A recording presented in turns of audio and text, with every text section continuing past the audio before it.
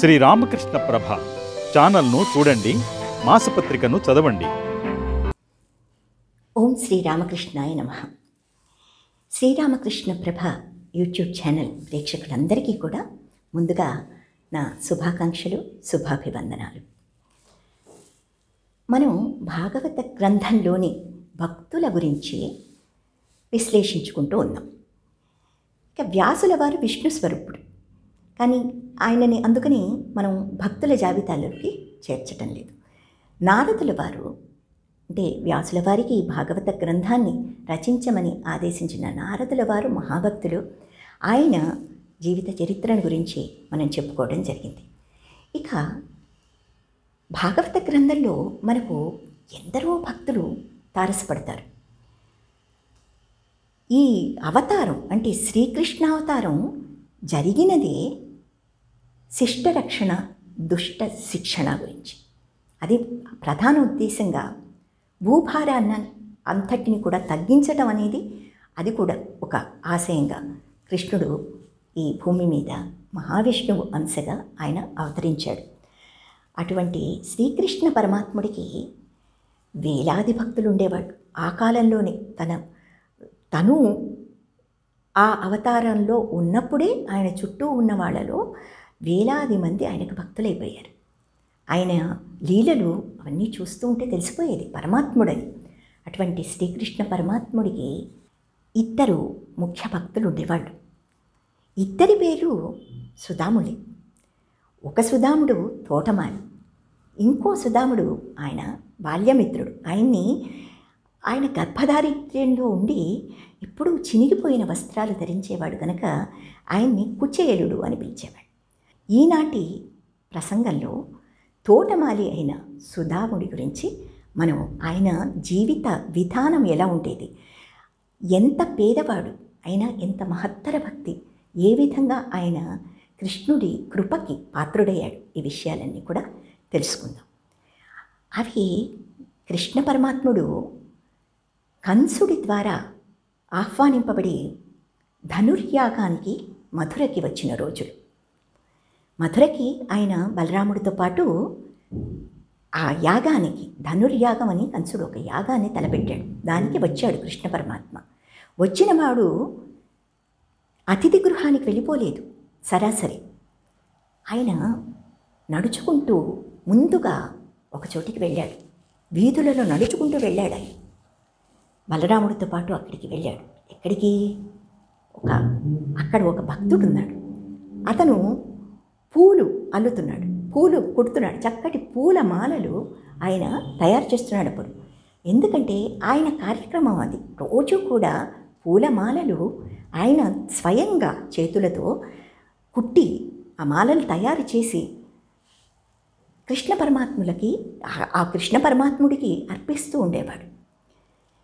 అటువంటి కార్యక్రమంలో ఉన్నాడు సుదాముడు. కృష్ణుడు బలరాముడు వచ్చేసరికి సరే అలికిడి విని తలెత్తి చూస్తే సాక్షాత్తు ప్రత్యక్షంగా కృష్ణ పరమాత్మ తన ఎదురుగా. ఆయనకి ఇంకా వివసుడైపోయాడు భక్తితో. సాష్టాంగ నమస్కారం చేసేసి ఉన్నాడు. కృష్ణుడి పాదాల వద్ద సాష్టాంగపడి, స్వామి నన్ను పాలింపక నడిచి వచ్చావా అన్నట్టుగా అంత భక్తియుతంగా అశ్రుపూర్ణమైపోయాయి నయనాలు. అటువంటి సాత్విక భావాలు కలిగాయి. ఆ భావాల్లో ఉన్న సుదాముడు ఆయన్ని పుష్పమాలాంకృతుణ్ణి చేసి ఆయనని బలరాముణ్ణి స్వయంగా చేశాడు. ఆ రోజు పటానికి వేయటం కాదు, అంతటి అదృష్టం తనకు లభించింది అని పొంగిపోయాడు.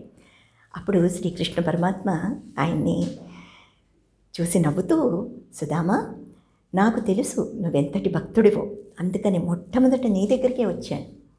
నేను ఇంకా వెళ్ళలేదు రాజభవనానికి, నీ దగ్గరికి వచ్చాను ముందు. ఎందుకంటే నువ్వు విత్తనాలు నాటుతూ కృష్ణ కృష్ణ కృష్ణ అని స్మరిస్తూ ఉంటావు.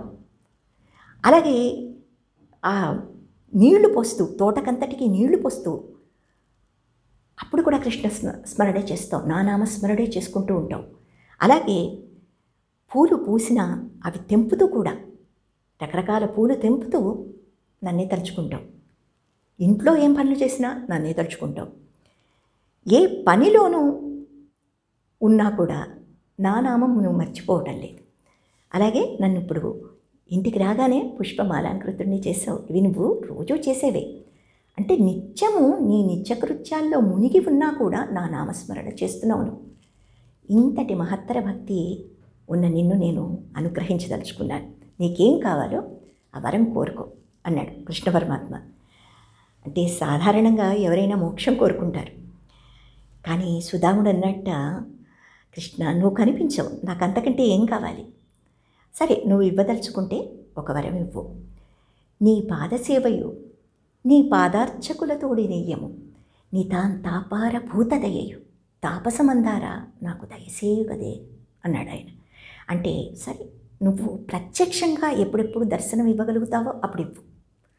లేని పక్షంలో నీ పాదాలనే సదా అర్చిస్తూ ఉండే భక్తుల వాళ్ళ నెయ్యము అంటే వాళ్ళ స్నేహ భాగ్యం నాకు ప్రసాదించు. వాళ్లతో సాన్నిహిత్యం, సజ్జన సాంగత్యం చేయగలిగిన ఆ స్థితిని నాకు కలిగించు. అంతేకాక నితాంతాపారభూతదయయు, నితాంత అపారభూతదయ, ఏ జీవి కష్టంలో ఉన్నా, ఏ ప్రాణి కష్టంలో ఉన్నా కూడా, మానవులే కాదు ఏ జీవులు కష్టంలో ఉన్నా కూడా నా హృదయం కరుణామయం అయిపోవాలి. నేను వారికి సేవ చేయగలగాలి. భక్తిపూర్వకంగా, అది మనఃపూర్వకంగా చేయాలి నేను ఆ సేవ. ఇటువంటి వరం నాకు తాపసమందారా, తాపసులను కనికరించేవాడా నాకు ప్రసాదించవయ్యా అని కోరుకున్నాడు సుధాముడు.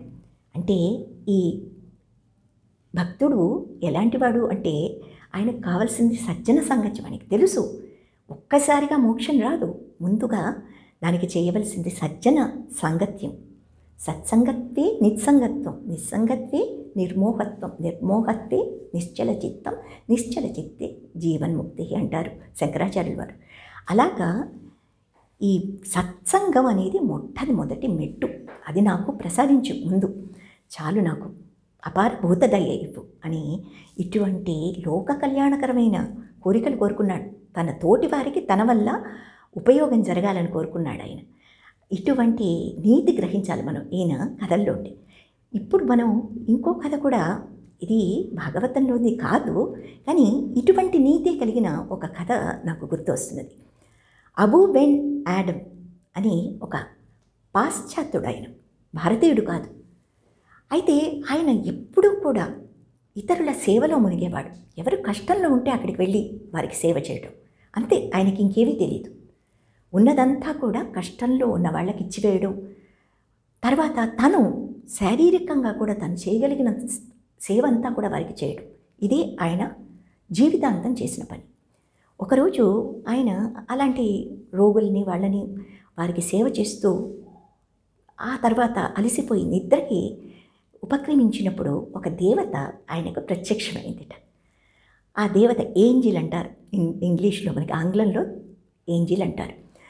ఆమె ప్రత్యక్షమై, నాయన నేను భగవంతుడి ఆదేశానుసారం ఒక జాబితా, ఒక పట్టిక తయారు చేస్తున్నాను.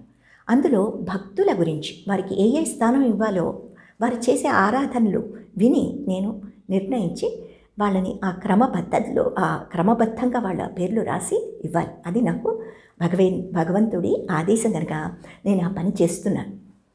నీవు ఏ ఆరాధనలు చేస్తావు, భగవంతుడిని ఎట్లా ఆరాధిస్తావు నాకు చెప్పు అన్నప్పుడు ఆయన అన్నట్ట, అమ్మ నాకంత సమయం ఉండటం లేదు, నేను చేసేది ఒకటే కార్యక్రమం, ఎవరు కష్టంలో ఉంటే అక్కడికి వెళ్ళి ఆదుకుంటూ ఉంటాను, అంతే నాకు తెలుసు అన్నాడు ఆయన. సరే, ఆమె వెళ్ళిపోయింది దేవత. మరునాడు ఈయన నిద్ర లేచాడు. లేస్తే ఆయన వద్ద ఒక కాగితం రెపరెపలాడుతూ అక్కడ పక్కన కనిపించింది. దానిలో చూస్తే భక్తుల పట్టిక ఉంది. అందులో మొదటి స్థానంలో అబూ బెన్ యాడమ్ పేరు ఉంది. దీని ఎంత గొప్ప నీతో చూసారా ఇది. అంటే మానవ సేవ, జీవసేవ, జీవకారుణ్యం, వీటిని మించినది ఇంకేవీ లేదు. భగవత్ ప్రీతిదాయకమైన పని ఇది. ఇటువంటి పని చేస్తే మోక్షం వస్తుంది. కాబట్టి సుధాముడి కథ తెలిపే నీతి ఇది. ఆయన జీవకారుణ్యం, ఇవి ఆయన ముఖ్యోద్దేశాలు. భగవంతుడి ఆరాధన చేస్తూ తన తోటి వారిని తాను ఉద్ధరిస్తూ సజ్జన సాంగత్యం చేసి క్రమక్రమంగా మోక్షం అనే ఆ స్థాయికి రావాలనుకున్నాడే కానీ ఒక్కసారిగా వెళ్ళి ఆయనలో లీనమైపోయి అటువంటి అత్యాశకు వెళ్ళలేదు సుధాముడు.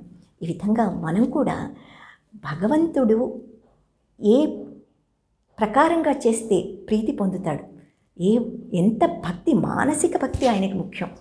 అటువంటి మనసుతో ఆయనకి మనం ఆరాధనలు అర్పించాలి. ఊరికే దేవుడి ముందు కూర్చుని ఏదో స్తోత్రాలు పారాయణం చేసేసామంటే కాదు, దానిలో మనం ఎంత భక్తిభావం ఇమిడిచాం అన్నది ముఖ్యం. ఇటువంటి భక్తులు భాగవతంలో చాలామంది తటస్థిస్తూ ఉంటారు. మనం ఒక్కొక్కరిగా ఒక్కొక్క ప్రకరణలో ఒక్కొక్క జీవిత చరిత్ర తీసుకుని అది విశ్లేషించుకుంటూ వారి ఆరాధనా పద్ధతిని, అందులో ఉండే చక్కటి మంచి నీతులని ఇవి గ్రహించుకుందాం. సర్వే జనా సుఖినో భవంతు. సర్వం శ్రీకృష్ణ పరమాత్మ అర్పణమస్తు. శాంతి శాంతి శాంతి.